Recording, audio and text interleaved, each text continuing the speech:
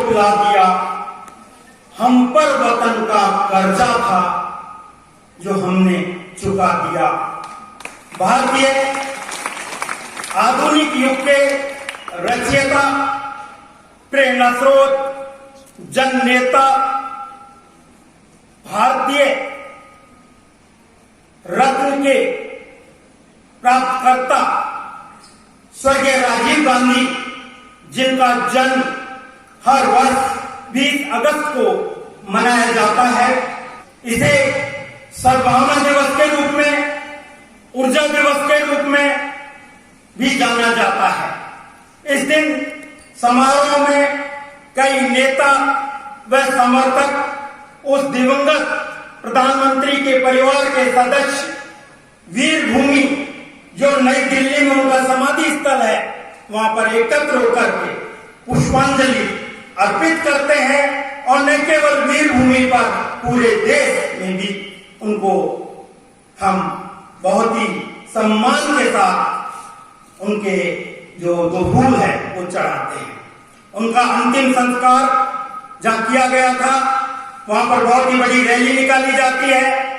राजीव गांधी जयंती को कांग्रेस पार्टी के सदस्यों के द्वारा और उनके सहयोगियों के द्वारा मनाया जाता है। सद्भावना दिवस दिवंगत प्रधानमंत्री के जो मूल्य थे, जो उनका विजन, दृष्टिकोण और उनके जो आदर्श थे, उनको याद करने का दिन है। मित्रों, राजीव गांधी भारत के सबसे कम उम्र के प्रधानमंत्री थे, जिनका जन्म 20 अगस्त 1944 को मुंबई में हुआ था। उनके पिता का नाम फिरोज गांधी और माता का नाम इंदिरा गांधी था। भले ही राजीव गांधी जी राजसी माहौल में पले बढ़े, लेकिन बचपन से बहुत ही शर्मीले थे, अंतर्मुखी थे। राजीव गांधी में 10 वर्ष की उम्र से ही उनको बोर्डिंग स्कूल में पढ़ाई करने का अवसर मिला। देहरादून के बेलहम बॉयज स्कूल में पढ़ाई करने के बाद गांधी जी दून स्कूल में पढ़ाई किए। उसके बाद गांधी जी ने 1962 से लेकर के 1965 तक कैम्ब्रिज के ट्रिनिटी कॉलेज की इंजीनियरिंग में पढ़ाई की, लेकिन इस शिक्षा को पूरे किए बिना 1966 में लंदन के इंपीरियल कॉलेज में मैकेनिकल विभाग में इंजीनियरिंग पाठ्यक्रम की उन्होंने शुरुआत की। 1966 में पूरा कर भारत लौटे और दिल्ली में पायलट के रूप में प्रशिक्षण प्राप्त किया। 1970 में इंडियन एयरलाइंस विभाग में पायलट के रूप में अपनी नौकरी, अपना कैरियर शुरू किया।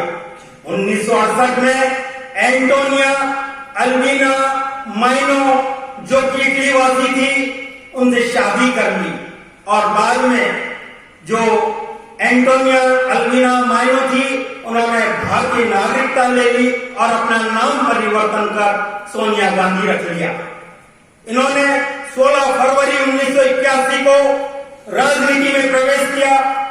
31 अक्टूबर 1984 को राजीव गांधी की मां, जो कि भारत की प्रधानमंत्री थी, हत्या के बाद, अर्थात स्वर्गीय इंदिरा गांधी की हत्या के बाद योग्य उत्तराधिकारी के रूप में राजीव गांधी का नाम प्रधानमंत्री के रूप में चयनित हुआ और सर्वोत्तम क्षमता के अनुसार नागरिकों के लिए सामाजिक न्याय, गरीबी उन्मूलन, महिला सशक्तिकरण, महिला शिक्षा, कंप्यूटर शिक्षा और भारत के आधुनिकीकरण के लिए उन्होंने कई कदम उठाए जो हमेशा याद रहेंगे।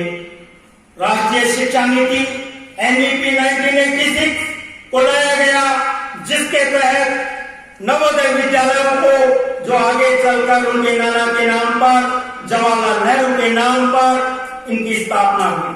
और आज जो ग्रामीण प्रतिभाएं थी, जिनमें योग्यता थी, वो किसी कारण से पिछड़े नहीं रहे।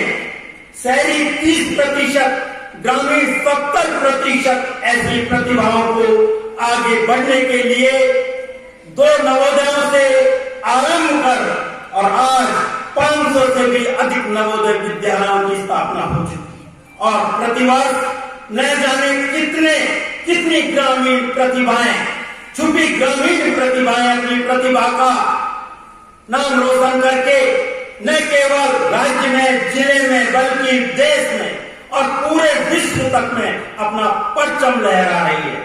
आज न जाने कितने IAS, RAS, कृषक, पटवारी, तहसीलदार और भारत के सब राजकीय, गैर राजकीय सेवाओं के साथ विभिन्न प्रकार के क्षेत्रों में प्राथमिक, द्वितीय, तृतीय, चतुर्थ और पंचम क्रियाकलापों में लगे हुए हैं।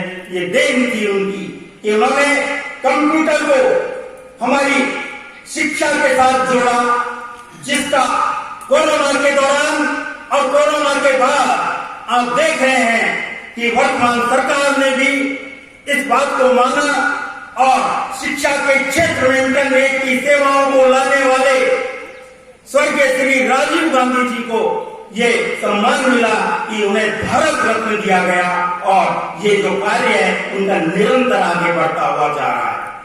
21 मई 1991 को ऐसी महान शख्सियत को जब देश पर सेना के रूप में हमने श्रीलंका में सेना भेजी, किसी बात को लेकर वो हमसे प्रसन्न नहीं थे और वहां की लिबरेशन टाइगर्स ऑफ तमिल लिखते द्वारा उनकी निर्मम हत्या कर दी गई। हर व्यक्ति को इतिहास से एक सबक लेना चाहिए कि हमें ये समझना चाहिए कि जहां कहीं भी आंतरिक झगड़े और देश में आपसी संघर्ष हुआ है वह देश कमजोर हो गया। इसी कारण बाहर से खतरा बढ़ता है तो देश को अपनी कमजोरी के कारण उसकी कीमत चुकानी पड़ती है।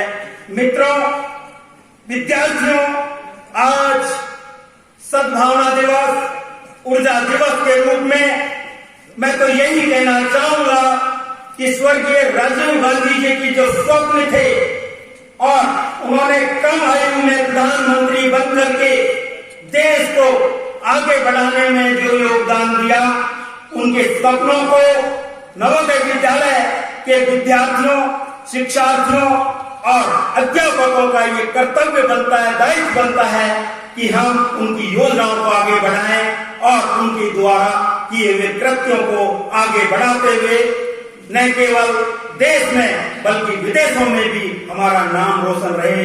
तभी तो कहा गया है कि ओ वाराणसी की दिव्य ज्योति तो कभी नहीं भूलने वाली, ओ भारत की दिव्य ज्योति, ओ नवोदय की दिव्य ज्योति तो कभी नहीं भूलने वाली। तुझसे जग में है ये जगती तल, तुझसे भारत गौरवशाली, उसके नवोदय गौरवशाली। जय हिंद, जय